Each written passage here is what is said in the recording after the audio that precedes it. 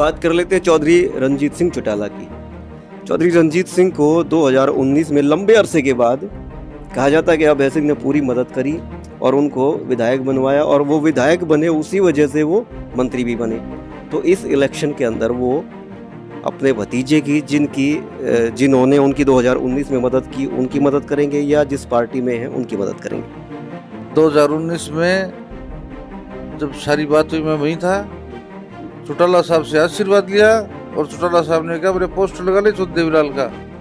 तो असमंजस में है कि भतीजे की मदद करें या जिस पार्टी ने उनको मंत्री बना रखा है उसकी मदद करें। नंगा नहाए आएगा क्या निचोड़ेगा क्या। तो ये लोग पब्लिक में नंगे हो चुके हैं, इनके पल्ले किसी के पल्ले कुछ नहीं है। मैं मेरे चाचा पर ये पर्सनल अटैक नहीं है मेरा। जेजेपी वाले कहते थे जमुना पार और खट्टर को मोदी की बहू तक बता दिया, और आज उसी के साथ ये घी शक्कर हो रहे हैं। तो वो तो कह रहे हैं बीजेपी के लोग क्या हम गांव में तो तभी जाएं जब इनेलो वाले और कांग्रेस वाले जो किसानों का मुखौटा लगा के हमारा विरोध कर रहे हैं, जाने नहीं देते हमें।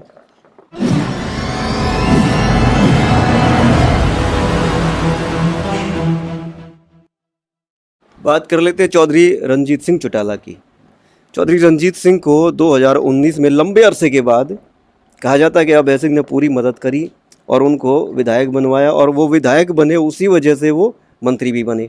तो इस इलेक्शन के अंदर वो अपने भतीजे की जिन्होंने उनकी 2019 में मदद की उनकी मदद करेंगे, या जिस पार्टी में है उनकी मदद करेंगे। मेरे चाचा रणजीत सिंह 87 में चौधरी देवीलाल जी ने इनको टिकट दी, एमएलए बने, मंत्री बनाया, और उन्होंने चौधरी देवीलाल जी को जिंदे जी छोड़ के दूसरी पार्टियों में चले गए थे। तो चौधरी देवीलाल जी ने एक स्टेटमेंट दी थी कि ये जो मेरा ही नहीं हुआ तुम्हारा कैसे होगा। ये दर दर भटक लिए, 9 इलेक्शन हार लिए, विधानसभा और लोकसभा का दरवाजा नहीं देखा। और अब की बार 2019 में जब सारी बात हुई मैं वहीं था, चौटाला साहब से आशीर्वाद लिया और चौटाला साहब ने कहा मेरे पोस्टर लगा ले चौधरी देवीलाल का, और चौधरी देवीलाल का पोस्टर लगाया और उसके नाम से वोट मांगे, हाथ जोड़े भी मैं चौधरी देवीलाल की मेरी इतने साल से गलती थी, आज मैंने पोस्ट लगाया। उनको 19,000 वोटों जिताया लोगों ने, और वही चौधरी सिंह बीजेपी की गोद में जाके बैठ के अब उनको इलाहाबाद के गांव में जाएंगे ना, जब लोग बताएंगे क्या होगा।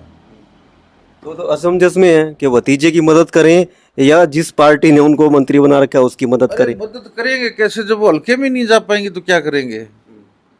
टेलीफोन पर वोट नहीं देते आजकल लोग।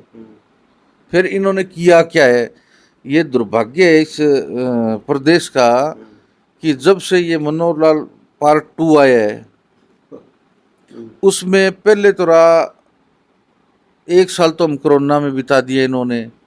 अब ये 1 साल किसान मूवमेंट में गांव में नहीं जा रहे, साल पहले नहीं गए, साल अब नहीं, ये तो पब्लिक से कटे गए।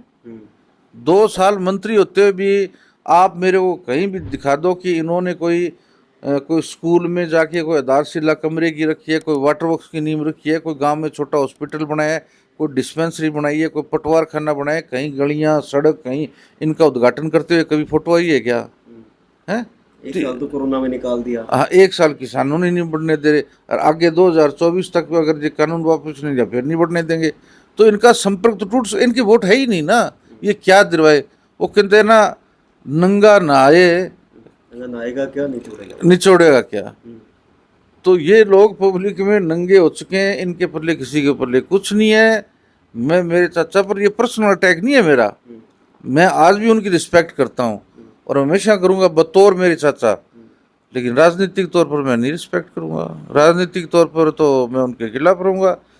जो आदमी जो देवीलाल की फ़ोटो लगा के और बात कर रहे थे बीजेपी और कांग्रेस के खिलाफ, और वो जीत के आए, और ये जेजेपी वाले कहते थे जमुना पार और खट्टर को मोदी की बहू तक बता दिया, और आज उसी के साथ ये घी शक्कर हो रहे हैं। तो पब्लिक का हिसाब नहीं लेगी। आज वो चाणा में गए हैं कहीं, तो अब वो इलाहाबाद में पैर रख के दिखाए ना। तो वो तो कह रहे हैं बीजेपी के लोग क्या हम गांव में तो तभी जाएं जब इनेलो वाले और कांग्रेस वाले जो किसानों का मुखौटा लगा के हमारा विरोध कर रहे हैं, जाने नहीं देते हमें। देखो ये झूठ बोल रहे, पूरे हरियाणा में एक गोहाना में करनाल तो इस मुख्यमंत्री का खुद का गृह क्षेत्र है जहाँ से जीत करते हैं, उस गांव में हेलीकॉप्टर नहीं उतरने दिया और फिर गोहाना में नहीं उतरने दिया। क्या सारी जगह हम ही करते हैं कि विरोध? किसानों के पास जमीर है, उन्होंने संकल्प ले रखा है। हिंदुस्तान के किसानों ने, मजदूरों ने, गरीब आदमी ने, आम आदमी ने, कि इस बीजेपी सरकार ने किसान को मारा, मजदूर को मारा, व्यापारी को मारा, कर्मचारी को मारा, हर वर्ग को मारा, महंगाई की मार में इन्होंने मारा, कोरोना के नाम पर पता नहीं कितना बड़ा गबन किया इन्होंने। इनको जनता कैसे छोड़ देगी? एक तबका ऐसा है जो मानता है कि गोविंद कांडा जो है वो पैसे के दम पे चुनाव जीत जाएंगे। पैसा, देखो मैं मानता हूँ पैसा खुदा नहीं तो खुदा से कम भी नहीं। पैसा बहुत बड़ी चीज़ है, लेकिन जब पब्लिक का सामूहिक रूप से कोई फैसला हो जाए तो फिर पैसा आपका कहीं दिखाई नहीं देता। अगर पैसे से किसी ने बनना होता तो चौधरी देवीलाल और सर छोटू राम चरण सिंह ये देहात से आए थे तो फिर टाटा बिरला ही बन जाते, prime minister, deputy prime minister, मुख्यमंत्री, ये सब महकमे उन्हीं के पास होते, उनके मुन्नियों के पास मंत्रालय होते और वही चलाते। पैसा कोई काम नहीं आता। जैसे पंजाब में एक इलेक्शन हुआ था जिसमें एक नारा दिया था चौधरी देवीलाल जी ने, भी माल दलों का खाना है, वोट पंथ नू पाना है। इन दलों का माल है, इन्होंने कौन से मूंग बेच के कमाए हैं, इनका माल लोग खा लेंगे। और मैं तो कोई कहना हूँ तो देवीलाल की विचारधारा है ये कि बड़े का पैसा खाओ, पुण्य होता है, पाप नहीं लगता। तो इनका पैसा भी खाएंगे और इनको वोट भी नहीं देंगे लोग, और वोट मिलेंगे अभय सिंह को, इसमें कोई संशय ही नहीं है। आप पत्रकार हो, आपका नज़रिया ये होता है कि भी हम एक तरफा बात करें तो फिर आप पर स्टैंप लग जाती है, ठीक है ना, भी ये पार्टी के पक्ष में प्रचार करें, ठीक है, आपका अपना एक अलग नज़रिया है। मैं तो दोनों पक्षों की बात रखता हूँ। दोनों आप तो 4 पक्ष है, 3 पक्ष, आप तो सबका एक पक्ष रखते हो भी कौन क्या है जमीन पर आगे। लेकिन मैं बताऊं राहुल जी, मैं सिरसा जिले के चप्पे चप्पे से वाकिफ हूँ। तो अभय सिंह बहुत थम्पिंग मेजोरिटी से जीत के आएंगे। कंपटीशन तो कांग्रेस का और बीजेपी का आपस में, सेकंड नंबर पर कौन है वो है। पहले की तो बात ही छोड़ दो ना, सेकंड और थर्ड के लिए कांग्रेस में टक्कर है। इलेक्शन तो यहाँ फंस गया ना। 2014 में आपने इनेलो के खिलाफ चुनाव लड़ा डबवाली से, वो क्या कारण था? लड़ लिया मैं, मेरे मन में थी मैं लड़ूंगा इलेक्शन, मैंने लोगों को कह दिया था लड़ना है तो लड़ लिया मैं। क्या क्या कारण थे इनेलो के खिलाफ जाने के?